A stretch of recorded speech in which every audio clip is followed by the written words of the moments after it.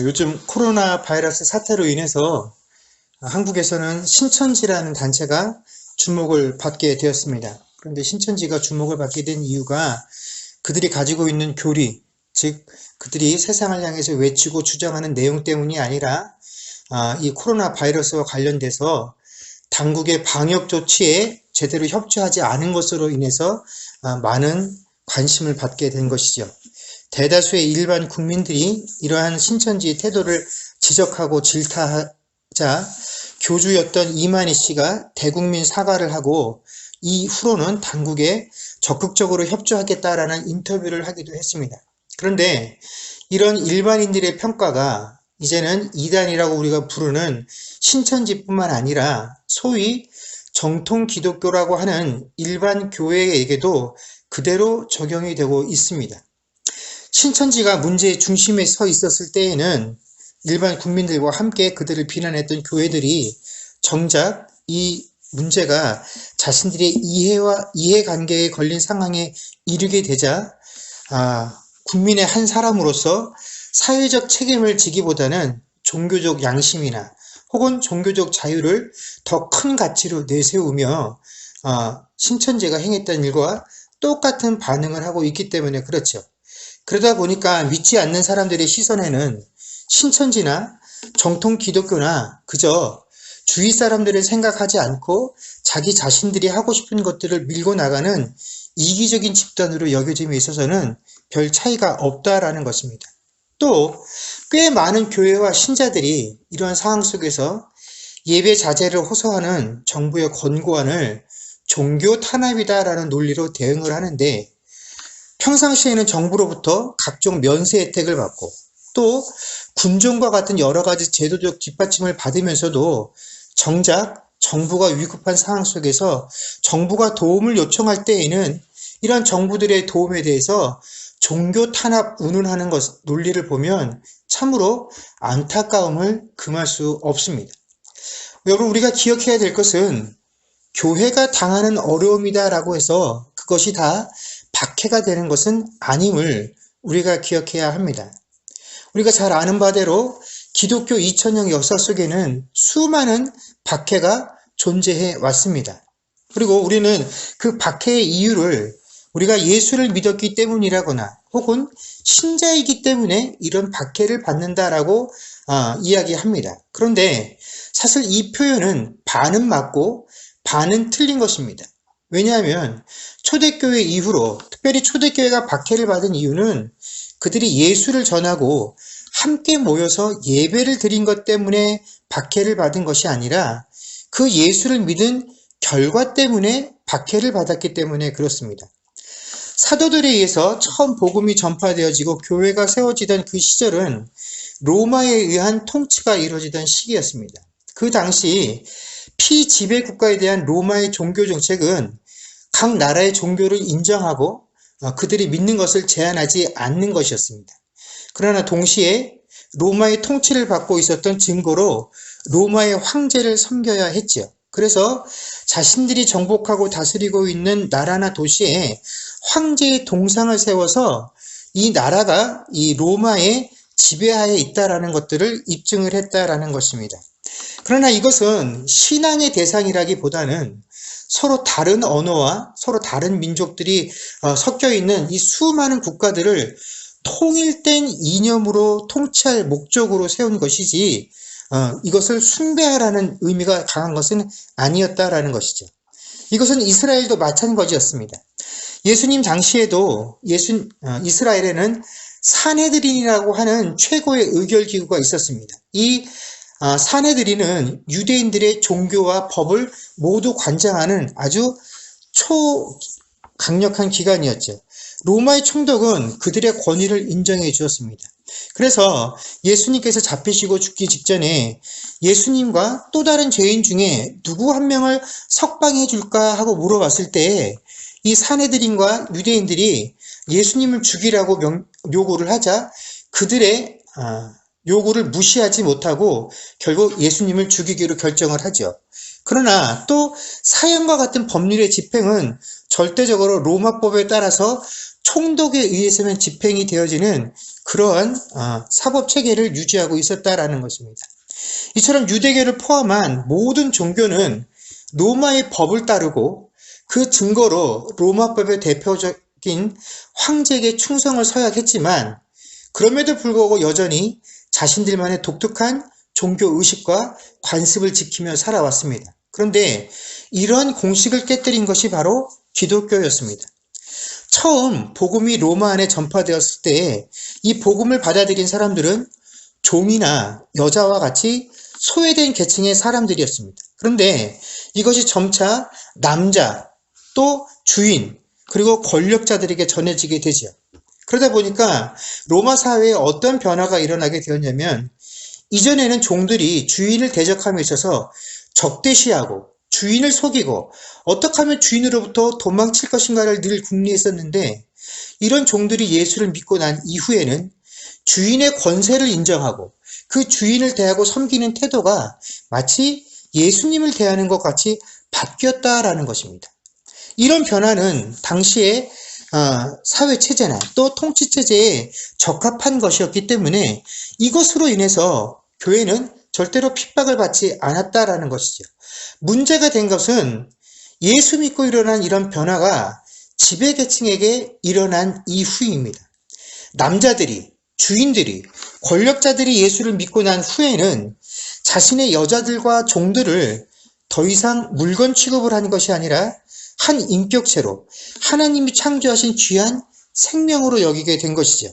그래서 자신의 종들을 상대로 한 형제요, 한 자매라고 부르기 시작하고 종의 신분이었던 사람들과 한 식탁에서 포도주와 떡을 나누고 식사를 하더니 급기야는 그를 종들의 지위에서 해방시키고 그들과 결혼을 하는 자들까지 생겨나게 되었다라는 것입니다. 자, 이런 변화들이 로마 안에 일어나게 되자 당시의 지도자들에게는 기독교라는 것이 단순히 한 종교로서 이것이 그들의 믿음에 관련된 문제가 아니라 계속 이런 식으로 기독교인들이 늘어나게 되면 자신들의 체제를 흔들 수 있는 것이다 라고 여겼기 때문에 이것을 문제 삼기 시작했다라는 것입니다. 그래서 기독교인들을 불러놓고 그들에게 더 이상 로마의 기본적인 사회체제와 이 법체계를 흔들지 않고 그대로 따르겠다라는 표시로 황제에게 절할 것을 요구했는데 그때 기독교인들이 비로소 무엇을 합니까? 황제에게 절하는 것을 거절하고 이때부터 기독교에 대한 박해가 시작이 되어진 것입니다. 이처럼 초대교회가 박해를 받은 것은 예수 믿었기 때문이 아니고 예수를 믿으라고 누군가에게 권해서도 아니고 혹은 그들이 모여서 예배를 드렸느냐 어떻게 드렸느냐 하는 것에 관한 문제가 아니라 그들이 예수 믿은 결과로 인해서 신자의 삶에 변화가 생겼기 때문에 그 변화를 세상이 감당할 수 없어서 박해를 받게 되었다라는 것입니다. 여러분 오늘 우리가 읽었던 마태복음 5장 10절에서 12절까지는 팔복 중에 마지막 8번째 복에 해당을 하는 부분입니다. 드디어 우리가 팔복 중에 마지막 8번째 복 앞에 섰습니다. 그런데 이 8번째 복은 우리가 앞에서 살펴보았던 첫 번째부터 7번째의 복과는 다른 점이 있습니다. 그것이 뭐냐면 앞서 첫 번째에서 7번째 복은 나의 행함 속에서 그 복됨의 증거가 드러나게 되어 있습니다. 그런데 이 8번째 복은 나의 행함 속에 그 증거가 드러나는 것이 아니라 내가 당하는 것에서 그 증거가 드러난다라는 것입니다. 즉 내가 행한 것이 아니라 내가 당하는 것에 있다라는 것이죠. 그러다 보면 이 8번째 복은 내가 선택해서 원해서 행하는 것이 아니니까 일어날 수도 있고 나에게 안 일어날 수도 있는 일 아니냐 하고 우리가 생각할 수 있지만 사실은 절대 그럴 수 없다라는 것입니다. 우리가 믿는 자로서 첫 번째에서부터 7번째 복의 증거를 가지고 살다 보면 이 8번째 복은 필연적으로 우리의 삶에 발생하게 되는 것입니다. 이 앞에 첫 번째에서 7번째 복이 이것이 내가 원해서 한 것들이 아니라 내가 열심을 가지고 행한 것들이 아니라 예수 그리스도가 나의 주인이 되어지고 내가 그에게 속한 새로운 사람이 되어짐으로써 자연스럽게 내게 허락되어진 것들이기 때문에 이것들이 실제로 내 삶에 허락되어지고 내 인생의 복으로 되었다라고 한다면 누구라도 다 이 8번째 복인 박해를 받게 되어 있다라는 것입니다. 그래서 예수님은 이 8번째 복을 언급하시면서 의를 위하여 박해를 받는 자들은 복이 있다라고 하셨으며, 그 의라는 것이 나로 말미암아, 즉 예수 그리스도에 관한 것임을 밝혀주셨다라는 것입니다. 여러분, 예수를 믿으면 애통함이 있는데 그 애통함 없이 당하는 어려움은 박해가 아니다라는 것입니다. 긍휼히 여기는 자는 복이 있다라고 했는데, 누군가를 긍휼히 여김 없이 당하는 시련은 결코 박해가 아니다라는 것이죠. 그러다 보니까 박해에 대한 우리들의 반응이 예수님께서 원하시는 것과는 전혀 다른 모습으로 드러나게 된다라는 것입니다. 오늘 본문에 보면 하나님의 의로 인해서 예수로 말미암아 우리가 박해를 받게 될 때에 주님은 그 박해에 대해서 어떻게 반응하라고 말씀하십니까? 기뻐하고 즐거워하라라고 명령하고 계십니다. 그러나 우리는 누구도 박해를 복이라고 여기지 않습니다. 이것이 내 삶 속에서 이루어질 때 정말로 복이기 때문에 이런 일들이 내 삶 속에서 이루어지기를 기대하고 갈망하며 살지 않는다라는 것입니다. 그저 우리가 생각하는 박해란 길고 긴 인내의 시간일 뿐입니다. 그래서 이것을 잘 참아내면 거기에 따른 보상을 기대하고 우리는 이 박해를 대하고 있다라는 것입니다. 그러나 주님은 우리에게 박해를 참고 견뎌라. 그러면 그 나중에 그 보상으로 너희가 기뻐하고 즐거워할 일을 내가 허락해 줄게라고 하지 아니하시고, 지금 이 순간 박해받고 있는 이 상황 속에서 기뻐하고 즐거워하라라고 명령하고 계신다라는 것입니다. 여러분, 우리가 다니엘 6장에 보면 유명한 다니엘과 사사굴 이야기가 등장을 합니다. 바벨론을 멸망시키고 새로운 제국의 왕이 된 다리오라는 사람이 제국 안의 모든 영토를 120명의 고관에게 나누어 다스리게 하고, 그 120명 위에 3명의 총리를 나누어서 각각 그들에게 보고를 받게 하지요. 그때 다니엘이 그 3명의 총리 중 1명으로 임명이 되었습니다. 다니엘은 10대 시절에 바벨론 포로로 끌려와서 이 바벨론이 멸망하기까지 약 66년간의 시간을 보낸 후 또다시 이 바벨론을 멸망시킨 다리오에 의해서 총리로 임명이 되었는데, 우리가 이 정도의 시간을 간추려보면 이 당시에 다니엘의 나이가 80대 중반일 것으로 예상을 합니다. 자, 80대 중반에 넘어든 이 노인은 필연적으로 그의 세상의 성공과 반대되어지는 어려움을 겪게 되죠. 바로 시기하는 무리들을 만들어낸다라는 것입니다. 그런데 이 다니엘을 시기하는 무리들이 다니엘의 업무 능력과 관련해서 다니엘에게서는 어떠한 허물도 발견할 수 없었기 때문에 그들이 어떻게 하면 다니엘을 무너뜨릴 수 있을까 살펴보다가 생각해낸 방법이 오직 하나님의 율법 외에는 다니엘을 넘어뜨릴 수 없다라고 하는 사실을 발견하고, 그들이 섬기는 왕에게 찾아가서 이런 제안을 합니다. 앞으로 30일간 왕 외에 어떤 신이나 사람에게 무엇을 구하면 그 사람은 누구든지 사자굴에 던져넣는 명령을 선포하고, 또 이 왕의 명령을 누구도 고칠 수 없도록 조서를 만들어 주십시오라고 청을 하자 다리오 왕이 그들이 원하는 모든 것들에 합당한 명령을 내리고 거기에 도장을 찍어주지요. 다니엘도 이런 내용들을 다 알고 있었습니다. 그런데 이 사실을 확인하고 듣고 집으로 돌아온 다니엘은 어떻게 하냐면 이전과 같이 윗방에 올라가 예루살렘으로 향한 창문을 열어놓고 하루에 3번씩 기도하며 하나님께 감사하였다라고 다니엘 6장 10절이 기록을 하고 있습니다. 자, 이러한 상황 속에서 과연 다니엘은 어떠한 내용을 가지고 하나님께 기도를 했을까요? 그리고 무엇에 대하여 하나님께 감사했을까요?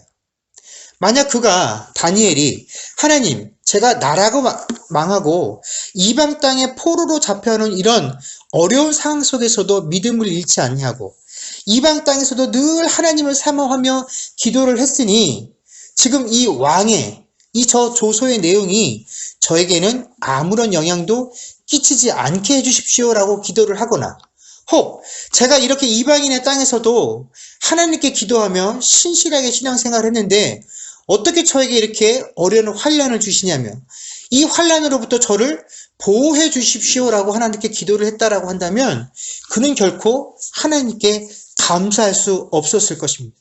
왜냐하면 그에게 벌어진 상황을 보고 있노라면 결코 그가 기뻐할 수 있는 상황이 아니 되기 때문에 그렇다라는 것이죠. 사실 다니엘에게는 이 시련을 극복할 아주 간단한 해결책이 있습니다. 뭐냐면 30일만 기도를 참으면 됩니다. 평생을 하나님께 기도했는데 다니엘이 30일 동안 기도를 쉰다고 해서 책망하실 일 없습니다. 그러니 30일만 기도를 쉬면 됩니다. 아니, 쉬지 않고 기도를 해도 됩니다. 단지 창문만 가려서 그의 원수들이 그가 기도하고 있다는 사실을 확인하지만 못해도 됩니다. 그런데도 불구하고 다니엘은 전과 같이 기도했고 하나님께 감사하였습니다. 우리는 이 대목을 읽을 때 전과 같다라는 이 부분을 형식적인 면으로 이해를 합니다. 그러나 이것은 다니엘이 아무리 어려운 상황 속에서도 주변 시선의 눈치를 보지 않고 자기가 정해놓은 규칙을 지켰다라는 그런 의미가 아닙니다. 다니엘이 전과 같이 기도했다라는 것은 중단 없이 기도했다라는 것을 의미하는 것이고 또 그가 감사했다라는 것도 그 내용적인 측면에서 그가 하나님께 감사하였다라는 것이죠. 다니엘은 자신의 신념을 지키려고 죽을 줄 알면서도 창문을 열어놓고 하루 3번씩 기도하는 것이 아닙니다. 다니엘은 이 모든 명령이 자신의 원수들이 자신을 넘어뜨리기 위하여 만든 계책이라는 사실을 알았습니다. 그러나 다니엘은 이 상황을 바꾸고 원수들의 생각을 바꾸려 하지 않았다라는 것입니다.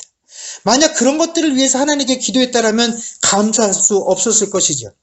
다니엘은 자신의 원수들이 자신을 넘어뜨리기 위해서 이런 계획을 세웠다라고 한다면 그냥 넘어지기로 한 것입니다. 그러나 그런 와중에 그가 절대로 포기할 수 없었던 것은 하나님께 기도하는 것이었다라는 것입니다.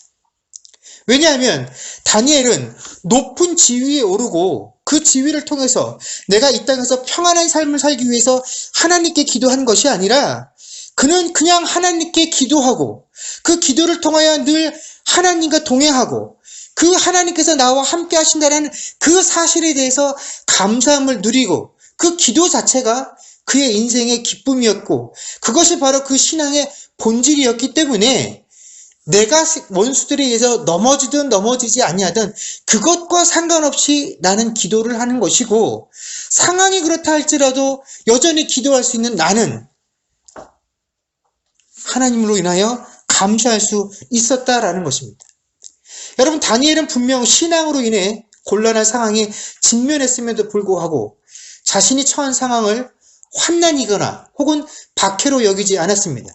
왜냐하면 하나님께 여전히 기도하기 때문에 그렇습니다. 여전히 그는 하나님과 동행하고 있기 때문에 그렇습니다. 여러분 신자에게 박해란 고난을 당하고 고통을 당하는 것이 아니라 하나님을 대면할 수 없는 그 상황, 그 상황을 핑계 삼아 하나님으로부터 떨어져 나가는 것, 그것이 신자의 진짜 박해다라는 것입니다. 우리가 우리를 둘러싸고 있는 이 환경으로 인하여 박해를 당하고 있다라고 느끼고 이 박해를 참고 인내해야 하는 것이다라고 여기는 한 우리는 절대로 신앙생활하면서도 기뻐할 수 없습니다. 이러한 생각들을 가지고 살아갔던 기간 동안에는 우리 그 어려움 속에서 역사하시는 하나님을 기대할 수 없고 그분의 역사하심을 볼 수도 없습니다. 왜냐하면 하나님은 그저 내가 이 어려운 시간들을 통과한 후에 그런 나의 인내와 믿음에 대해서 점수와 상을 주시는 분인 정도로밖에 여기지 못하기 때문에 그렇습니다. 그러나 다니엘은 목숨이 경각에 달린 가운데서도 기뻐하고 감사했습니다. 그것은 그가 그 어려운 상황 속에서도 자신을 향해 역사하시는 그 하나님의 손길을 보고 느꼈기 때문에 그렇다라는 것입니다. 여러분 우리는 지금 전 세계가 코로나로 인하여 고통받고 있는 이런 시대를 살고 있습니다. 이 코로나 바이러스는 이 질병 자체로도 우리의 삶에 큰 위협이 되지만 경제적인 측면에서는 오히려 더 큰 위협이 되고 있습니다. 심지어 이 바이러스는 신자의 삶 속에 있어서는 참으로 중요한 예배에까지도 중대한 영향을 주어서 급기야 우리가 회중 예배를 중지해야 하는 이런 상황에까지 이르게 만들었습니다. 이 과정 속에서 어떤 이들은 각국 정부들이 예배 모임을 금지하는 이 상황을 신앙의 박해로 여기는 분들도 계신데, 물론 지금 이런 상황을 우리가 다니엘이 경험했던 그런 박해와 같은 것으로 비교할 수는 없을 것입니다. 그러나 우리는 모두 그 다니엘이 겪었을 법한, 지금까지는 한 번도 겪어보지 못했던 그런 초유의 상태들을 통과하면서 다니엘이 느꼈을 법한 그런 깊은 상실감과 두려움을 대면하고 있는 것은 사실입니다. 그래서 저도 역시 우리가 빨리 이 상황이 종식될 수 있기를 기도합니다. 그래서 우리의 삶이 빨리 정상적인 삶으로 돌아갈 수 있기를 소망합니다. 그러나 우리의 삶이, 우리의 신앙이 그렇게 되어지는 것에 초점을 맞추지 않기를 소망합니다.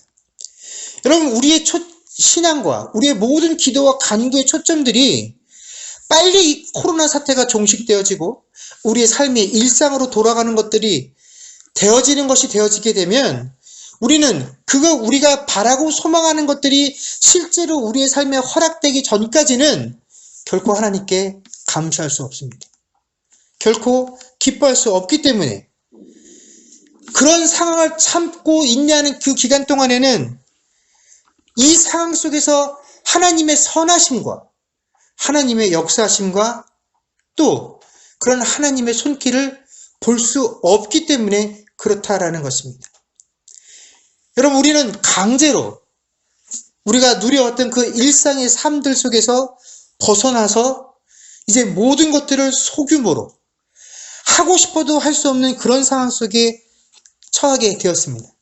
그런데 우리가 이렇게 모든 것들이 다 천천히 가고 모든 것들을 할 수 없는 이런 상황 속에서 우리는 비로소 전에 느끼지 못했던 더욱더 세밀하게 역사하시는 그런 하나님을 발견할 수 있는 시간을 맞이하게 된 것입니다.